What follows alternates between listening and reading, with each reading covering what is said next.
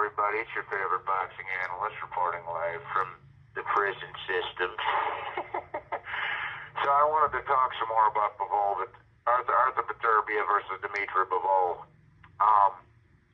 Look, man, like I said, in my opinion, and has been for the past couple of years, even when the whole Crawford-Spence shit was going on, everybody was talking about what a great fight that was and blah, blah, blah, blah, blah, blah, blah, and it turned out to be a fucking one-sided mismatch ass meeting because Crawford's great and we find out Errol Spence is good. Not great. So, you know, people, with regards to that fight, with the Spence-Crawford shit, man, you know, Spence was...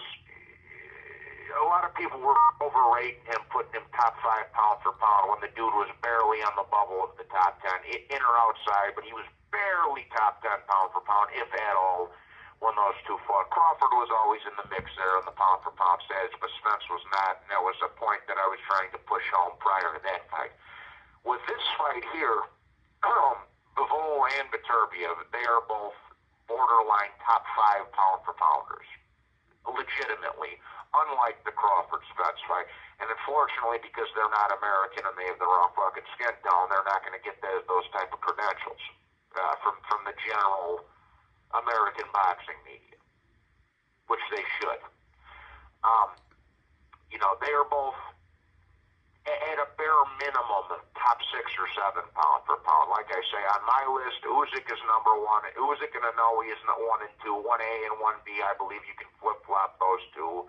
Crawford is 3rd. Bivol and Beterbiev are 4 and 5. You can flip-flop those two also. I have Bam Rodriguez 6th. Lomachenko is up there as well as far as 7th, as far as I'm concerned, after defeating and being robbed by Devin Haney, who he beat the shit out of a welterweight that was twice his size and got robbed. So that's my top 7. I think there's a few more guys that are on the fringe there. You know, Canelo and maybe 7 or 8 for Canelo, and you know, but that's the general consensus, I think. You know, but I wanted to say this with this fight, bro.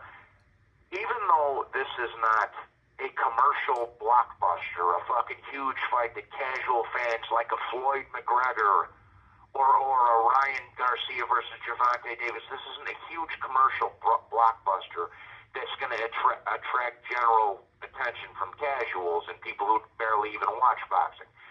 This fight is what it's supposed to be.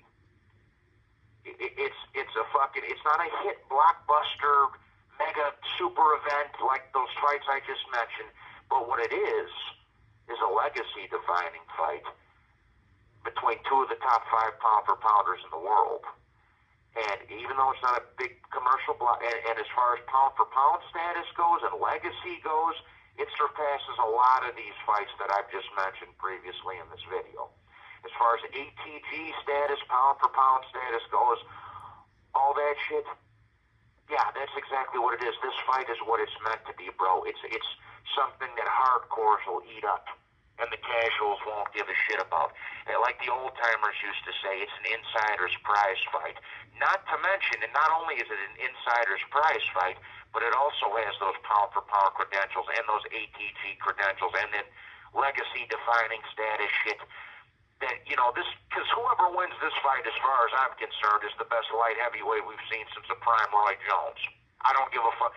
And probably both of them guys are the best light heavyweight fighter we've seen since the prime Roy Jones. Yes, and yes, this is the best light heavyweight fight in I don't know how many decades. And yes, that's including Kovalev Ward, because we all know Kovalev beat the shit out of Andre Ward and got robbed.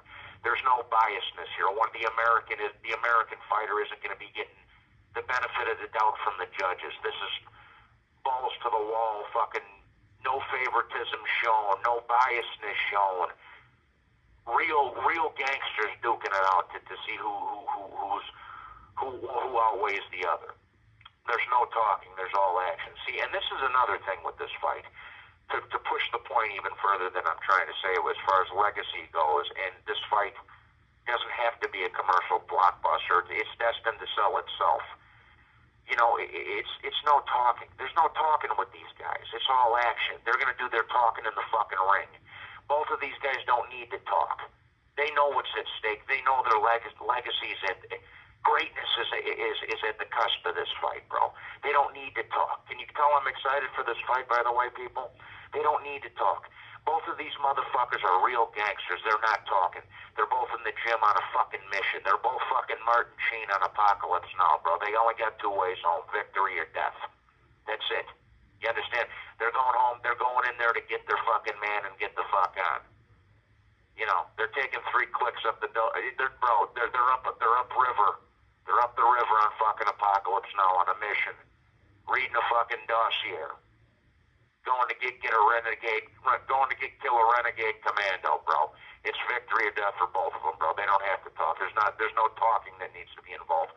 Both of them are real fucking gangsters, bro. Both of them are.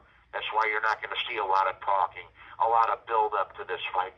They're just going in there because both of those gangsters are on a fucking mission to get the other one, cement their legacy, and go down in the history books, people. That's how great. Can you tell I'm excited for this fight?